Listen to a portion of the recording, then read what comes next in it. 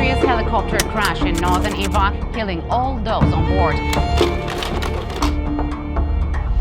Aircraft had been carrying PKK-linked terrorists. Is it really the case that the United States didn't know this helicopter flies?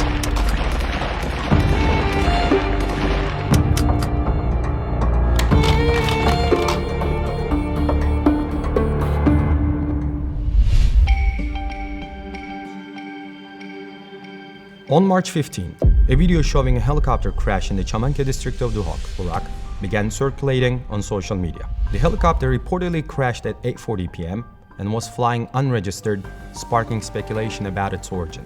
Several hours after the crash, the first official statement came from the KRG, which claimed in a Facebook post that 5 of the bodies had been positively identified as PKK terrorists. The PKK's possession of helicopters was so unexpected that left many Turks in shock, because the PKK is a globally designated terror group responsible for the deaths of over 40,000 people, including women and children in Turkey. Today, a helicopter crashed in northern Iraq and it came out that it was carrying PKK elements. Does the United States provide helicopter piloting training to SDF partners in Syria or not? Not to my knowledge. No, we do not. Thank you. Subsequent reports indicated that the crashed helicopter was AS-350 Eurocopter, accompanied by another helicopter of the same model. Both were flying extremely low and close to the Turkish border and 15 kilometers away from the Gare mountain, where the camps of the PKK terror group are located. It was also revealed that the second helicopter crashed shortly after, resulting a total of 11 fatalities, including pilots. On March 17, the US-backed SDF, known as the label used by the PKK in Syria, released a statement asserting that the 9 individuals who died were part of their anti-terrorism unit. Yet, the SDF attributed the cause of the crash to poor weather conditions and claimed that the deceased yacht members were on their way to Iraq's Süleymaniye province to exchange security and military expertise in the fight against Daesh. Süleymaniye is governed by the PUK, which is the second political party trailing behind the KDP. Over the past few years, the PUK, led by Pavel Talabani, has fostered strong relationships with both PKK and its Syrian offshoot, the SDF.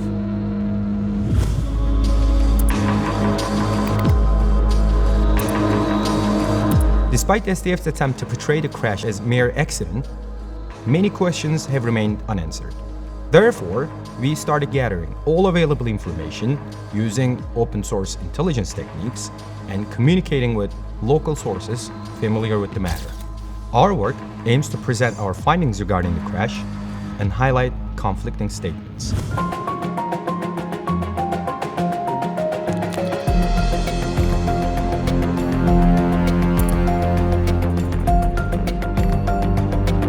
According to the first statement released by the KRG, the accident took place nearby Erkiat village in the Çamanca district of Duhok province. Shortly after the KRG statement, Ruda News Channel, a television network based in northern Iraq, released 2 reports that included videos of the crash site purportedly captured by an employee at an oil field.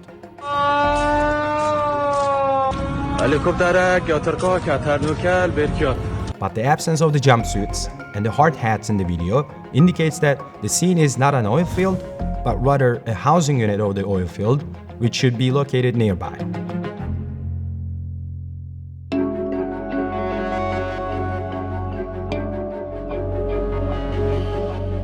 Thus, locating the oil field first would provide a valuable lead for us in determining the precise location of the crash site.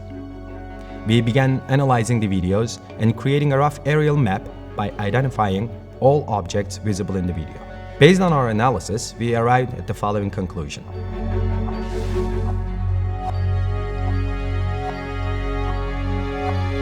Luckily, the video had another crucial lead: the jumpsuits of this man and the emblem on it. After a quick research, we found out that EDC Rumfer is the name of the petroleum company that runs the oil field. According to its website, the company possesses 5 drilling rigs in the area. so the layout we're looking for matches with Rig 25. Also, the direction of the light beam emanating from the oil refinery and the surrounding terrain align with the footage. The following day, Rudan news outlet released another video taken during the daytime at the crash site. This video aided us in verifying the location based on the information we've gathered. The road blocked and the road signs in the first video matched Rudav's video. As a result, we can now confidently say that the exact location of the crash site was here.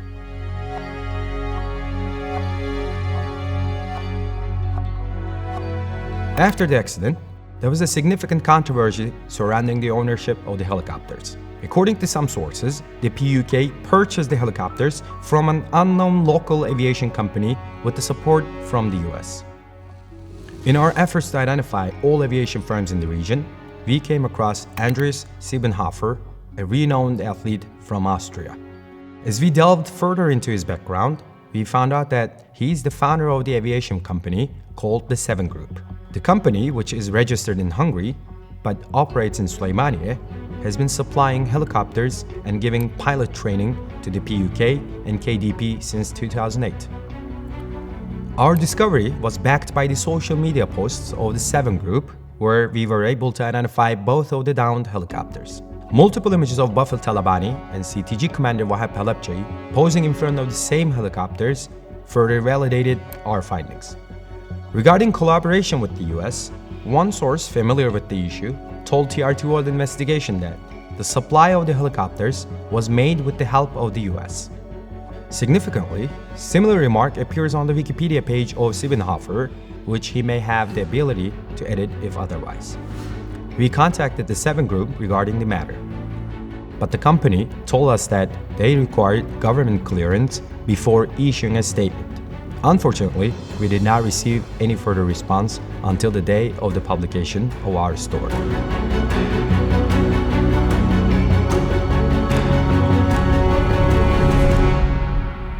The statement of the SDF indicates that the helicopters have made regular flights to Süleymaniye. Turkish sources also confirmed this, saying that unregistered flights have been tracked over the past 2 years between Iraqi and Syrian territories. Also, according to information we obtained on the ground, it appears that the flights are typically conducted along the El Hasaka, Şengal, Musul, Mahmur, and Süleymaniye Road. However, the helicopters that crashed were way out of its usual flight path on March 15. It's unclear why they would choose to fly such a perilous road near the Turkish border on their way to Süleymaniye. In summary, the flight occurred during bad weather conditions at nighttime, taking a significant risk. It deviates from the optimal flight path and approached the Turkish border, further increasing the danger. Flying unregistered helicopters also pose a significant risk of being targeted by regional powers and the proxies. So according to SDF, all these risks were taken for exchanging security and military expertise.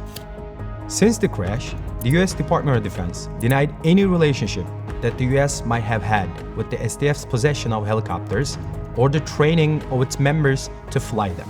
The SDF has been a very valuable partner in confronting ISIS. We train a lot of forces around the world, many of which conduct their own operations. But again, there was no US or coalition involvement in the helicopter incident, nor do we have any knowledge either before that mission took place. Pentagon, in another statement, also said that the helicopters crashed outside the scope of the alliance operations. The United States was not involved in any helicopter operations or SD operations, cross-border operations. And my understanding is it was a training mission. Yet, both claims contradict various SDF statements and the reality on the ground.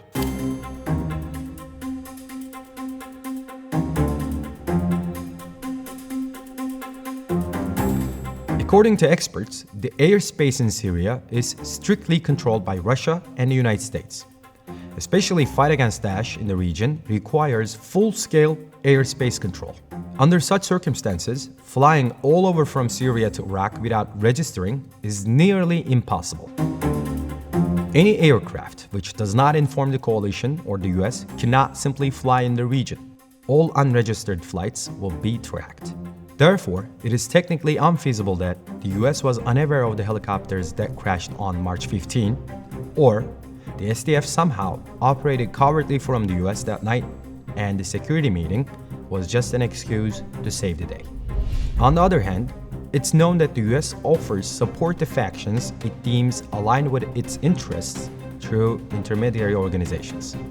Based on the information we collected so far, we can fairly say that the US supplied the SDF helicopters through the 7 Group and the PUK. Also, the ringleader of SDF, Ferhat Abdishahin, in a recent interview, clearly stated that they have a joint operation rooms in Iraq and all operations are undertaken with the knowledge of the US and the coalition. So it would be naive to believe that the US is aware of the SDF's so-called counter-terrorism operations in Iraq, but wasn't aware of the downed helicopters that Abdi claimed were headed to Süleymaniye for the same reason.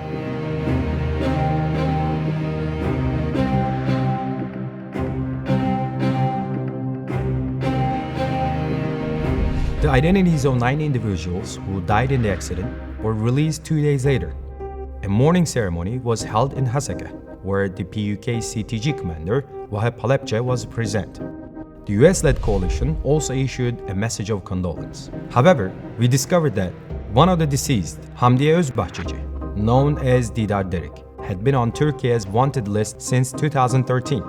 Derik was a Turkish citizen who joined the PKK's rural cadre in 2013 and had been operating within the special units of the terror group since then. She later transferred to the SDF's yacht team, which is given advanced training by the US Special Forces, revealing the close ties between the PKK and the SDF once again. Along with Derik, at least 4 others fought in the YPG-PKK ranks against the Turkish armed forces in Afrin, per social media posts we collected. After all, while our investigation has shed light on some of the aspects of the incident, there are still unanswered questions that require further investigation. However, what we can confidently say is that the events surrounding the helicopter crash once again showed how closely related the PKK and SDF are to one another and how the US has persistently overlooked this reality.